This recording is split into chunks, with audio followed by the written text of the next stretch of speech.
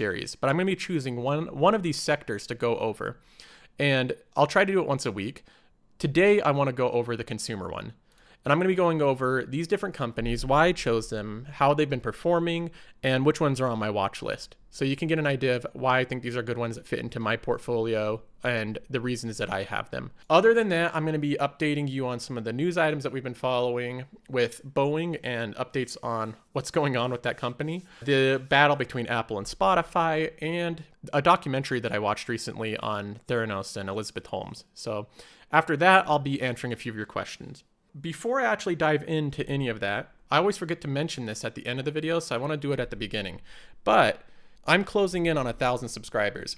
And the reason that's cool is not because 1,000 is just a round number, right? I have over 800 right now, but once I get to 1,000, that's when YouTube allows me to monetize my videos. So up until now, I haven't made any money with any of these videos. So if you're listening to this and you enjoy the content, it could help me out immensely if you hit the subscribe button.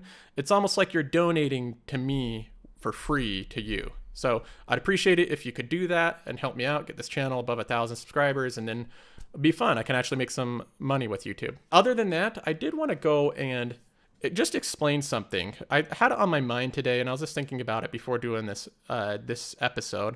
And I was thinking, why did I choose investing to make videos about? And I think it's interesting because right now it seems like all the content that people click on, the stuff that's shared the most and the stuff that there's the most buzz about is completely political related.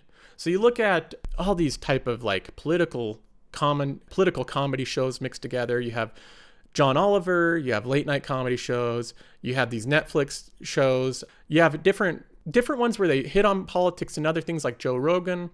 And I was a consumer of all of these things. I still am to a lot of them because it's entertaining. When you know about current events, when you know about what's going on with politics and culture and all of these different things, it's a very interesting subject to follow.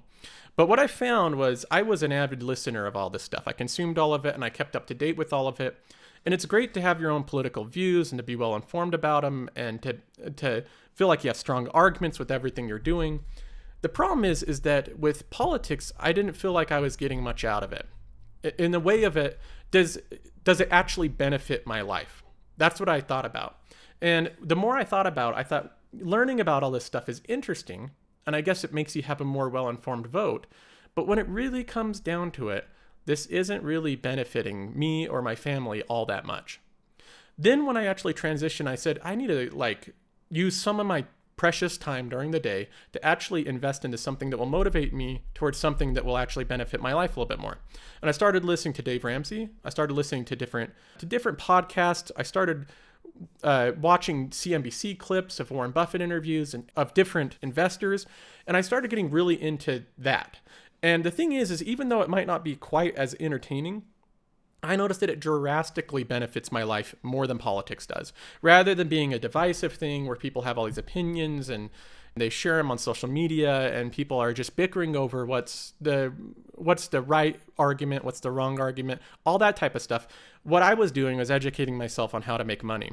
Now, having money to me is a lot more important than, and for my family's safety, for my future, for my enjoyment, having money has a lot more benefits than having the most informed opinion on whatever political subject. That type of stuff, it's good to know, but I felt like this was going to be a lot more helpful. And I felt like a podcast like this would be a lot more helpful to a lot more people than another type of show like that. Not that I was planning on doing that. I had some other ideas of things that I could do YouTube videos on, but I really feel like this has the chance to benefit people the most. Didn't want to go on a big tangent on that, but I just thought it was an interesting thing that I was thinking about earlier today that I'd share with you. Other than that, let me jump into the month review. Let's first go and take a look at the graphs here. I have these two graphs that I keep track of. This is a quarterly one. This is a monthly one. You can see the month to month now. And we have March. Boom, $108 in March. That's pretty cool. I broke $100 in passive income in 1 month. And I did that without seeking extremely high yield or extreme risk, in my opinion. I don't think my portfolio is risky. I was able to break the $100 mark, and I'm averaging above $100 now. Now, I had one question, because I don't use right here, I don't use the activity page to use this page to add up my dividends and to get this number. And the reason why I think that's a little messy, you can do it this way, but you're prone to making mistakes. And I want this to be perfectly accurate. So I use the monthly statements from M1. That's why it's a little bit delayed. Now, I had a question on how do you get to that statement. What you do is you click here. I don't want to do it on screen because there's so much stuff that I'd have to edit out. But you click here, you go to settings, and then you go to documents, and then you click on the monthly statement there. On the monthly statement, there's a lot of different pages, but I'll show the part that is the important part to look at. And I'll put it on the screen now. So right there, you have the account summary, you have the income and expense summary. The thing you're looking at is that taxable dividends right there, this period. Taxable dividends, this period is how much you were paid during that month, which is $108.19 for me. Year to date, I've been paid $204.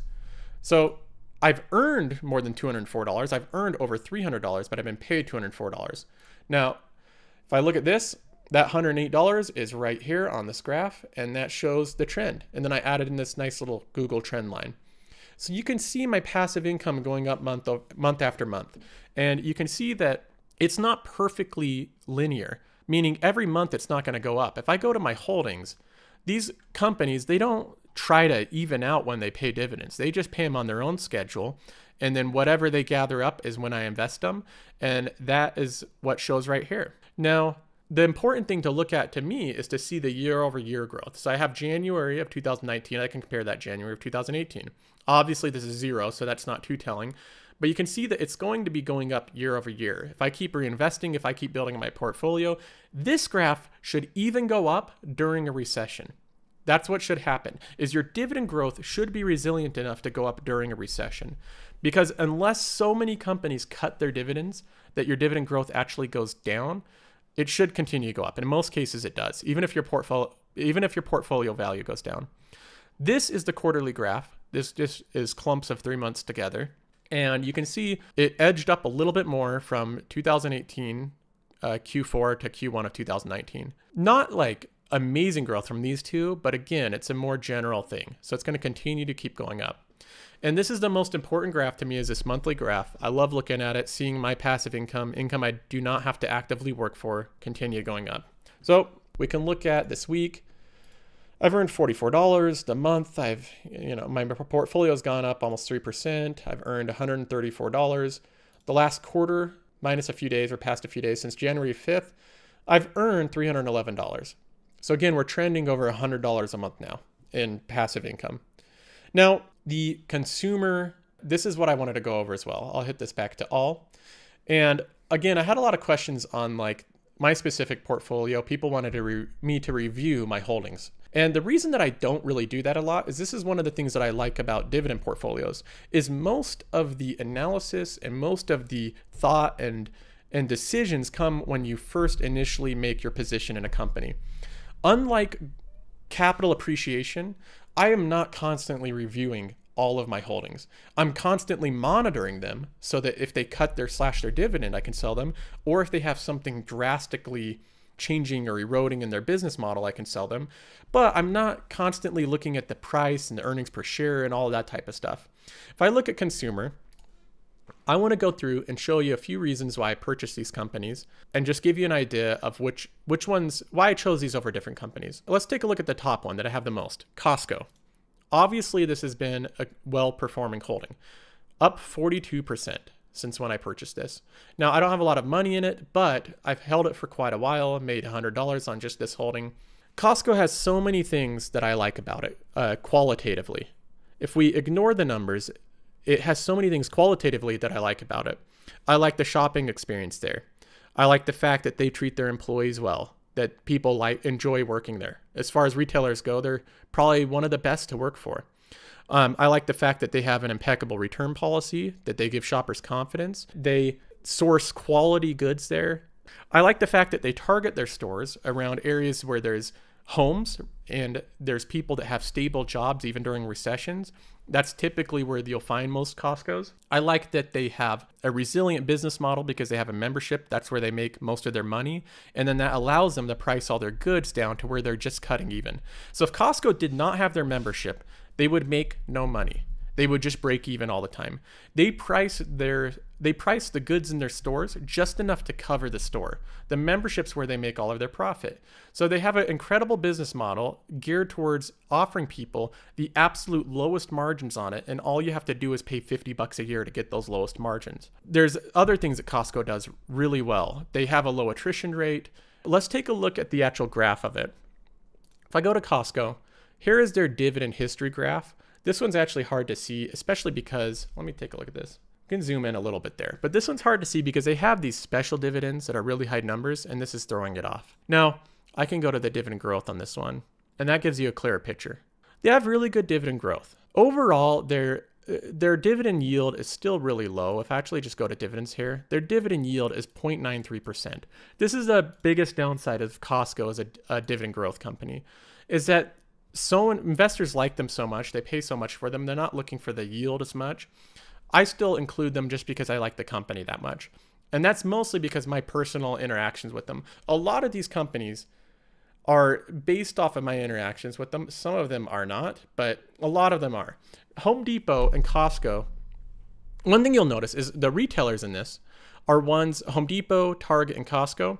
I pretty much picked retailers that I think could withstand Amazon, that won't be affected by the onslaught of Amazon. That was one thing that I considered with it. Costco, I believe, can withstand Amazon because it is a huge big box store, and Amazon can't really sell its toilet paper for less than Costco. They really can't. Now, even if they get them from China or do whatever, they can't. Costco at least matches them in those prices for that. Home Depot, I don't think that Amazon will be a replacement to Home Depot as well, because Home Depot sells a lot of like outdoor or do-it-yourself projects, and mostly that's hands-on. People want to see what they're shopping for. They don't want to buy a lot of hardware on Amazon and not really know what they're getting first. And I think that Home Depot is the type of company that has a pretty good moat against Amazon, and Costco does as well. Target, I think, has less of one. So it's just your traditional little retailer. I tried to pick what I thought was the best shopping experience out of all the retailers like Target, which is mostly Target and Walmart. And I just think Target has a better grasp on new trends. I like their stores a little bit more. I think that they're doing better with interior design projects. But the other one on my watch list between these three was Walmart. And it just came down to picking one. Now, let me look at the graphs real quick on this to show you on this. So here's Home Depot, and you can see the dividend growth history. It was flat right here for a number of years, especially through the recession here, but it didn't go down ever. It just continued to go up, and it's actually gone up a lot. If I go to dividend growth history here, again, you see this nice curve upwards. You'll notice almost all the companies I have, this is a big graph for them.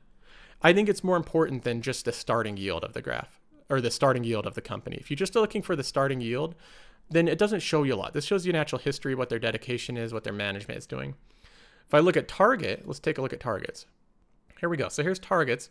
Same thing, impeccable dividend growth history. It's a good dividend growth company. If I look at the dividend growth here, I mean, they've been growing 10 years, 15% year over year. The dividends have done really well, and they haven't lowered them even during recessions. They just truck right through them. So that was a huge recession, especially for retailers, and it did fine. It's growing its dividend even in the face of Amazon. So I feel confident holding these companies. I like what they've done. I'm already up quite a bit on them. Nike, I just think that they have too much brand recognition to really get hurt by too much. I think that out of apparel company, I think that they're one of the better ones. If I look at Nike's dividend growth history here as well, amazing dividend growth history. They have one that's a little bit lower, but other than that, just a solid dividend growth history. And I like the products that they make. I like the way that they've made their self ubiquitous with certain cultures. So if you're into any kind of the newest trends and that type of thing, Nike does such a good job with marketing. And I think that that's important. It's like Coca-Cola. It's like Nike's like the Coca-Cola of apparel. Comcast is one of the rare companies that I actually do not enjoy my interactions with them. I think it's like investing with the devil. They're just a big monopolistic telecom company that takes advantages of its users. Pretty much my thought process of this was I have no control over any of it. And the feeling of having no control over it and the options that I picked, they're really the only one that I have available to me, unless I want to have 3 megabytes down and 1.5 up. So Comcast is totally an investment where I invested in the company knowing it's taking advantage of me so that at least I can get something back from it. And I think that their other assets don't bother me quite as much as their internet. So Comcast, let's take a look at their description here. They own some other things that don't bother me as much. They acquired NBC Universal Group, including CNBC, MSNBC, and USA, the NBC Broadcasting. So they own some media assets that don't bother me as much as their internet ones. Those just operate like any other normal business. If I look at their dividend growth history, it's pretty good. I can look at it and see that they've just been raising theirs year over year as well. And that's what I want to look for. I think Comcast faces a good risk of being further regulated, but that doesn't bother me. In fact, it would probably make me feel better about owning it if it was further regulated like a utility. If that happens, I would actually feel better about having it as a holding. Right now, again, it's mostly a holding that I like. I like that from a business standpoint, that they have a monopoly on people and they can't do anything about it. People just have to use it. It's the internet. I don't like it from a controlling standpoint. From a consumer standpoint, I don't love it, but I'm looking at this from an investment standpoint. I want to make money with this portfolio. Comcast has a virtual monopoly on internet in my whole region, and so I'm going to invest in it. Now, moving on, we can look at Coca-Cola. Let's take a look at Coca-Cola's dividend growth history here. You can just see this. This is a long history since '89, just continually going up. Right now, their dividend growth is pretty much matching like inflation. So over the last 10 years, it's gone up 7.47%, but over the last year, it went up 4.67%, and you can see that it's continually going down. So their dividend growth rate is declining, even though they continue to increase their dividends. They're doing it by smaller amounts, which just shows that they're reaching their mass. They're a huge company, and there's only so many people that you can sell soda to. On top of that, I think Coca-Cola has a lot of maneuvering to do, because from what I've seen, trends are moving away from your traditional soda. They're moving a lot healthier. People are moving to sugar-free. They're moving to a lot of different types of drinks. So I do have some concerns with Coca-Cola. The thing that Coca-Cola has is they have brand recognition over decades. They have a pretty good moat as far as exclusive contracts with all these universities, with all these restaurant chains, with all these theater chains. They have such a grasp on the economy that way, and it's hard for other competitors to get in. They need to keep moving into different products, and so far they're doing that, and they're doing it pretty well, but we'll see if they can continue to grow. It's hard to grow when you're already that big. Now, Disney is a company I'm investing in because I think they're just a pretty awesome company as far as the content that they create and the circle that they've created through theme parks, through their network of studios, and through their merchandise sales. They have almost like an ecosystem like Apple does, where they have this ecosystem that just circles back into itself over and over and over again. Let's take a look at their graph. Disney has a different dividend growth history. My investment on them isn't entirely off their dividend growth. Obviously, it went up quite a bit here, dropped back down, and they don't have the strongest dividend either. In fact, if I look at one thing, let me jump out of this for 1 second and look at the actual pie, the details about this. Okay, so if I go to this page, I can actually look at the details. Now, if I look at this pie, if you're just investing in this for the first time, Disney, along with the other holdings, has an average of a 2% yield. So none of these companies have a very high yield. And that's why I notched them down in my portfolio so much that they make up like 4% of the overall portfolio, because they're just not great at paying out income. They're good at capital growth, and they have lots of other good qualities about them. I want them in my portfolio, but they're not going to be the ones that are really making my portfolio a ton of money with dividends. So I have them a little bit lower right now. Maybe I'll notch them up when I have more of a base of REITs and I'm making a lot more money of income through those companies. But right now I have these ones a little bit lower. So let's go back into the consumer pie here. So Disney, a lot of different reasons I have this company. I think that the content that they produce is awesome. They own so many historical series. They're coming out with a streaming service in 2019. So sometime this year, they're going to be releasing their streaming service. Now, I know a lot of people in the demographic in their mid-20s are like, well, I'm not going to sign up for another streaming service. I'm not going to, I got Netflix, I have HBO, I got YouTube TV, I got whatever, right? Okay, but you got to know the demographic doesn't appeal to you if you don't have kids. If you have kids, I guarantee you, if there's a family and they have a couple kids, they are going to sign up for that Disney streaming service. $5 a month to get access to a host of not weird shows that your kids are finding on YouTube, Disney approved content that's actually higher quality, that adults can enjoy watching it as well, there's going to be families signing up for that. And once they sign up for it at that low price point that undercuts all the other streamers, that's just a easy decision make. Oh, you know, $5, $6, $7 a month. They're going to slowly increase the prices, but people will already be hook, line, and sinker at that point. They'll already be attached to it. I think Disney streaming service is going to do great. I don't have a lot of money in them. I have only 10% of this pie that's already 4%. So I only have $100 in them. But Disney's one that even though it's been flat, the stock is actually just sat pretty flat for the last while. I think it has a lot of good growth paths with the streaming service. I think it'll do really well. Moving on to the next one, we have Estee Lauder, which is a recession-prone or recession-proof type of company. It's one of those ones that girls will buy makeup even during recessions. So I look at Estee Lauder as somewhat of a safe pick. They own so many makeup brands. I don't know all the details about it. I was asking my wife all the different brands she uses, and like 80% of them are owned by this one company. So even brands that aren't as old as Estee Lauder or the new and up-and-coming makeup brand, people don't realize that it's just people from this company either buying companies that made these brands, or they're just making them themselves and selling them under a different name. And that's what they do. They're extremely good at it. I think I'll hold them probably my whole life if I have any say in it. Their dividend yield currently is 1.5%. So again, the reason that I only have $75 in them is because of the low yield. But I still want to have a holding and slowly build up that as this portfolio grows to 100,000 or 500,000, I want to have a piece of Estee Lauder. If I look at their graph, let's take a look at it here. They had a big top link here, and then it has restarted. So this is what I'm looking at here. If I look at like the past 7 years, it's been pretty consistent, but we've had some trouble before. So it's not unforeseen for them to cut their dividend before. Now, moving on, Texas Roadhouse. This is one where I owned Cracker Barrel for a while, and that's because it has a really high dividend yield, Cracker Barrel does. So it's a common one for dividend growth investors.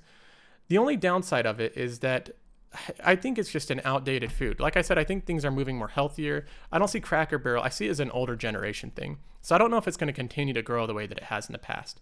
If I look at Texas Roadhouse, at least the one in my area is always packed. If I look at Texas Roadhouse. And I don't know if that's everywhere, but in my experience, the ones that I've been to are like always packed. Pays a decent dividend yield of 1.9%, especially for that industry. But it's also been, if I actually go here, it's actually been growing its dividend really well as well. If I look at the dividend growth, we have 19% growth rate over the past 5 years, annualized a 15%, almost 16% dividend growth rate. So a dividend growth rate that's beating the market quite a bit. And that's what I like to see. And Texas Roadhouse, I think they do pretty good food. Out of the restaurant chains that you can hold, there's a lot of different options out there. That's the one I decided to go with. Now, that pretty much covers it. The whole consumer pie has done pretty well as far as percentages go. Again, I changed my portfolio to look more for income than I did capital appreciation, because all of these gains can be wiped away, but the income is what's consistent. That's a lot more consistent to me, and that's what I'm looking for. So even though this holds a lower percentage, this is the type of thing that I'm looking for. On each of these companies, there are two different aspects I looked at. I have the qualitative and quantitative. I look at their dividend growth history. I look at the fundamentals of the company from the number standpoint. And then I also look at aspects that I think are important in the company. Whether they can withstand Amazon is certainly a huge component of a consumer company. That is a threat. It's put a lot of companies out of business. That's one thing you want to look at, as well as just their growth path. So if you don't think that they have a great growth path, all of these, I think, have a really decent growth path. I hope that helps. I don't want to spend too long doing this. I'll continue to go over different parts of my portfolio. You can let me know like different things that you want to look at with this. So I'll probably get better at reviewing this as I'm going on. But I hope that gives you an idea of my consumer pie. Alrighty, so moving on to this, let's take a look at the news. Boeing is in a lot more trouble. Let me first go to this clip here. Morning say the Ethiopian Airlines pilots turned off the system designed to prevent the plane from stalling, but somehow it then started again. The Boeing 737 MAX is grounded over software problems linked to 2 crashes that killed more than 300 people. Okay. So what she just said, I also looked up. There's a Wall Street Journal article on it, and it does not look good for Boeing. So pretty much Boeing's initial defense of what was going on was that all the pilots had to do was follow the procedure. They just had to flip off these little trim switches, just 2 little toggles, and then they could have regained manual control of the plane, right? But it looks like the pilots did that. So they're looking at these black boxes or whatever, and they're reviewing the audio, and it has a recording of all the steps that the pilots did. Now, the pilots did turn off that trim switch, and then the plane still they couldn't regain control after that. So they're pulling up even after that switch is off, and they still can't regain control of the plane. Now, that poses a problem for Boeing because it shows the pilots did initially follow your instructions, and the plane still went down. So what happened? Now, that's where we get more into the speculation. And there was some speculation from it. There's another article. Let me open this one up here. This is from the Seattle Times, and it dives into a little bit more speculation by one, really, I guess, I don't know this industry too much, but this is a famed aerospace person that studies all this stuff. And he said that his name's Peter Lemmy, and he's an aerospace consultant, and he explains a possible issue that would happen from it. And so he says that the MCAS had swiveled the stabilizers upwards by turning a large mechanical screw inside the tail called a jack screw. This is pushing the jet's nose down, but the pilot had pulled his control column far back in an attempt to counter, which would flip up a separate movable surface called the elevator on the trailing edge of the tail.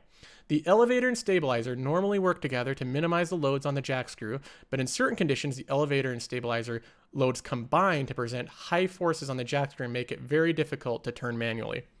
Now, it goes into detail, and I'll summarize pretty much what this article says, but he explains that the wind force on the angle of the jack screw was just too much, and that the pilots weren't able to pull it up, and the proper way to do this was to completely let go of the handle so that it could unswivel and then pull back up afterwards, which they had no way of knowing in real time, and it's ridiculous to assume that any pilot could figure that out.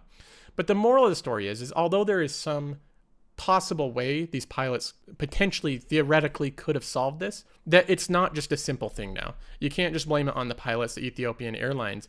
And that's the trouble that Boeing finds itself in. Boeing, as a company, needs to be able to blame this on someone else. If they blame it on if it's their fault, that's going to mean more in trouble for them.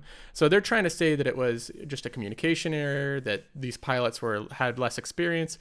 But the initial investigation, at least up until this point, shows that these pilots did follow the initial protocol and they still had trouble, which is, it's not acceptable by Boeing standards. So they're in the process right now. Boeing's in the process of making all these software fixes to the right. They're making it so that it requires 2 of the sensors instead of just 1, and that it can be switched off easier, and all this type of stuff that will hopefully fix it. It needs to be reviewed by the FAA, and then it needs to be reviewed by the other governments, other countries' regulatory bodies. Once it gets reviewed by all of those, Boeing can get their planes back in the air. They've already cut production on this plane by 20%. We might see more trouble for Boeing ahead. But now, I had one question on the last video about Boeing, and he asked, what do I think about this holding? Do I still hold it? That type of thing. I still hold it. So I look at Boeing as just a really long-term thing. It looks like this was a lot of incompetence and negligence. It doesn't look like they were intentionally doing anything. Obviously, they didn't intentionally do this. I don't think there's any malice behind what they did or real deceit. I just think it was them being a little bit more careless than they usually are. Now, as far as the holding goes, I plan on holding it until they cut their dividend. So even if the stock drops back down, I used to be up quite a bit more on them, but that's the beauty of this portfolio is I don't really have to go in and out and make these really difficult decisions on buying and selling every single time something happens with any company.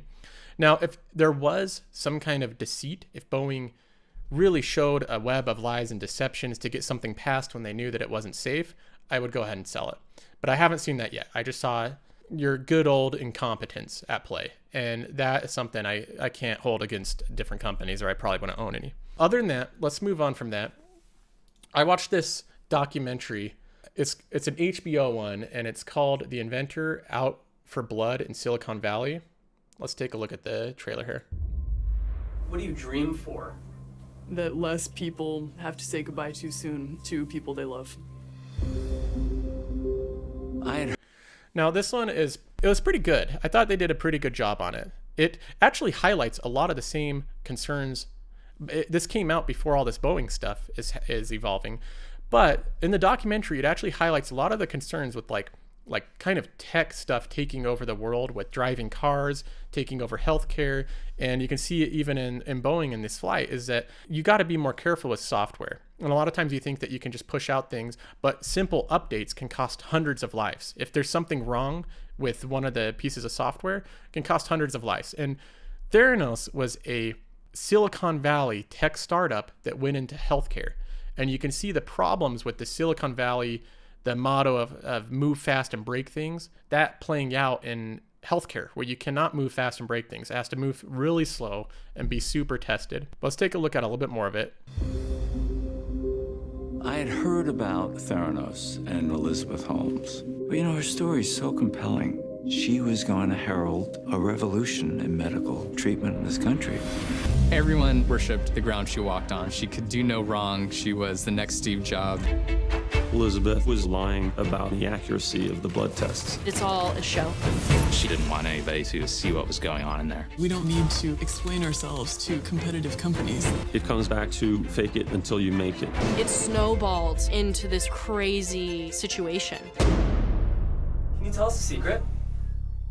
I don't have many secrets. So I thought it was a pretty good documentary overall. Showed the whole story.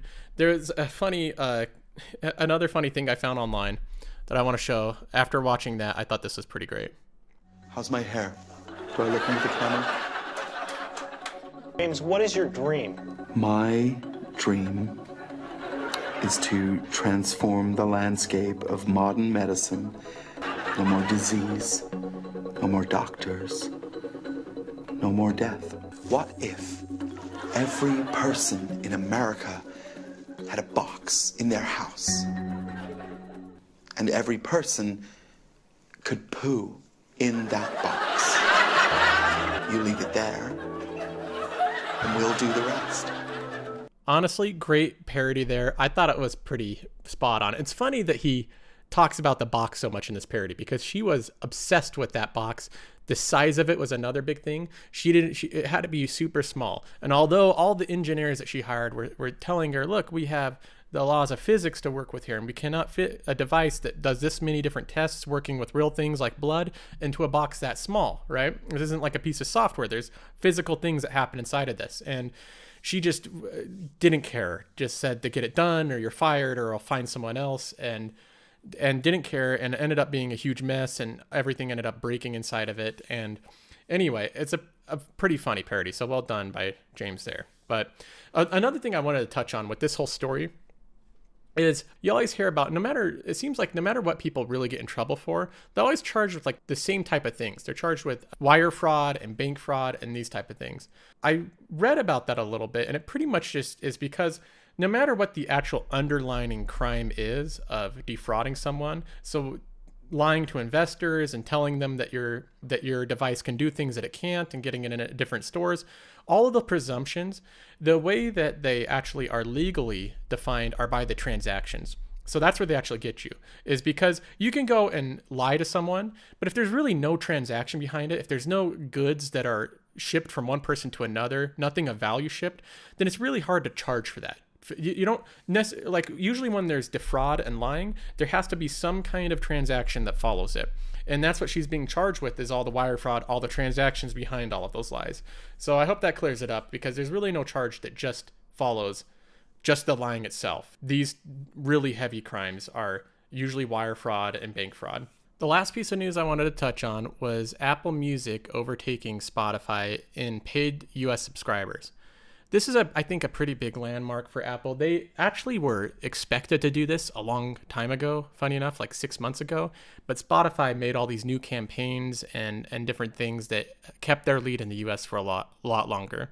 But now Apple has passed them in the US, and there's a couple things I wanted to highlight from this.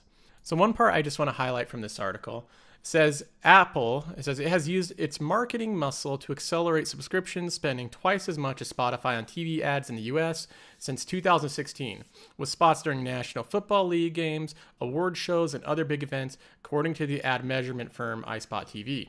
Apple is also not including trial members in their subscription count. So this is just the amount of subscribers they have, but they also have like big deals with Verizon where they have a ton of people on 6-month trials. So once those people come off the trials and a portion of them become paid members, that number will continue going up. Now, it also says that the streaming music service is also trying to counter Apple's distribution advantage of 1.4 billion active devices through an agreement struck in August with Samsung Electronics, making Spotify the default music service across the South Korean phones, TV, and speakers. Isn't that interesting? So Spotify's big complaint, and this is what I believe Microsoft got in trouble for, was putting their browser on their own operating system, making it the default. The EU regulation fined Microsoft a ton of money with an antitrust litigation, but now Spotify, that's complaining about Apple's advantage with having the default on its own platform, is combining with Samsung to make its own music streaming service the default on all of Samsung's devices. Again, this is what every business does. And I don't have a problem with Spotify doing it, just as I don't have a problem with Apple doing it and charging other people to use its app store that it created. So I think the Spotify claim is in real terms, I think it's pretty weak. I think that they're just leveraging government, which lots of companies do, to try to help them as much as possible. And I don't think it's a bad complaint in business terms, because the EU government has been very heavy-handed in its regulations with American tech companies. But Spotify has done lots of things that are consistent with the behavior they deem as anti-competitive. They've combined with telecom companies to make it so that their player doesn't count towards data caps. Littler companies, they don't have the advantage of doing that. That makes Spotify uncompetitive with them, because the littler companies, they count towards your data limit. And now they're working with South Korean company Samsung to make it so that they're the de facto on every device. So they're doing lots of things that under their terms could be quote unquote anti-competitive. To me, it's just competitive behavior, because Spotify's competing against Apple. They're doing everything they can to succeed in the face of Apple. Apple, it might seem other people come from this perspective too, that Apple's so big that they can't possibly fail. I totally disagree with that. Apple's not so big that they can't fail. They're not this unbreakable monopoly that can never go away. They could be the next IBM. They could be the next Oracle, the company that somewhat just fades away, and it still has a lot of clients that are there. Their iPhone sales are slowing, and that core part of their business that's carried them through all of this growth is slowing quarter after quarter, and they need something to replace that. So they need to be able to grow through services. If they're hampered to grow through services because they already developed an app store, I don't think that's fair to Apple. And I don't think that they're as undefeatable as other people might believe so. I think that Apple can be competed with, and they can be the next IBM or the next Oracle or the next company that goes away like that if they're not able to continue to find paths to grow down. Other than that, I wanted to go to the last video and just do a few comments and react to some of the questions and give some answers here. One of them was from Rugby Rocks 5, was that he was surprised that I don't utilize IRAs, and he asked any reason like that I don't have one for me and my wife. I do have a Roth IRA now. So I started one last year, and I've been building it up just as I have my normal portfolio. The reason why I haven't had one for the past 7 years is simply because I wasn't as educated on it. I didn't know what they were. I've heard about them before, but you really don't, not enough to actually start putting money into it till before now. And the reason I didn't start off right away with the Roth IRA when I started investing is because, like I said in the previous video, initially I thought that my investments were just going to be a temporary place to store until I was able to store my money until I was able to buy an apartment. Now that I'm thinking of doing it on a more permanent basis, I would have been better suited to put it into the Roth IRA. And obviously it has a cap as well. I can only put $5,500 in last year, $6,000 this year, where I have like $32,000 in my portfolio that I put in all in just the past year, a little bit over, like almost like a year and a half. So I've blown out the cap that you can contribute as well. But I do plan on, I'm building up my Roth IRA right now, and I plan on maxing it out every year as well. And there's another question that if this portfolio is good for a Roth IRA, and the portfolio and its performance aside, with all the risks that come with my portfolio, Aside from that, the style of investing with dividends is great for Roth IRA because the income that you're getting paid that normally you get taxed, you don't pay any taxes on, and the dividends being reinvested don't count towards your contribution limit. So it is optimal to have that into a Roth IRA. Now, there's other arguments like a Roth IRA wraps up your money for till you're 65, so you may as well put it in the super aggressive high growth stuff. But if you like dividend investing and you don't want to pay taxes and you don't have enough money to put it into, like max out a Roth and put it into an individual, definitely put it in the Roth because you're just going to do the same thing except not pay taxes on your income. So other than that, there was another comment by BR Investing, and he talks about how he did everything wrong that I did right in the last video. This was the one of how I got to a $300,000 net worth by age 28. And there's a lot of factors that play into that, right? There's opportunity, and there's a little bit of luck mixed in, and there's persistence and all these different ingredients that you need. Now, one thing you have to realize is if you're watching that and your net worth is like $5,000, or if you're in debt and you have a negative net worth, that's not something that you should fret over, right? Because if you're somewhat below, if you're 40 or younger and you already are watching this type of stuff and doing it, you're already ahead just by your knowledge, because most people wait really long to actually start implementing this stuff. So you got to realize too, when you're on different topics like this and different forums where you're talking with lots of other investors, that naturally you're going to be next to an audience that has a higher net worth than most people because they're more focused on this stuff. They're implementing the principles, they're building it up. So one thing I even looked at that I was totally caught off guard by was I looked up the marketing, like the marketing materials for Seeking Alpha, if you want to market there, and they have things on the demographics, right, of the users. And the average like income is like 150,000 and the average net worth is well over 500,000. And, when you go into investing forums, it's a concentration of the people that invest and have higher net worths and do all of this stuff. So it's easy to make yourself feel bad if you're not quite up to the level of other people. But just keep that in mind, that you're surrounding yourself with people that are going to push you in the right direction and that you'll get there eventually. So other than that, that's all I wanted to leave you with for this week. I'll be doing another update. I'm deciding whether I want to do this Dave Ramsey video. So I have a Dave Ramsey video where at the very least I'll give my opinions on it, but I had a lot of clips that I wanted to show. I'm just concerned about the copyright claims. If I use X amount of seconds of these clips, I don't know the line of what I can use and what I can't, right? All of it would be commentary and reaction, but I just want to use a few seconds of this. So I'm trying to figure that out. But once I get that figured out, I should do a video on that for next week and then follow the portfolio as well. So I'll talk to you guys soon. We'll see you.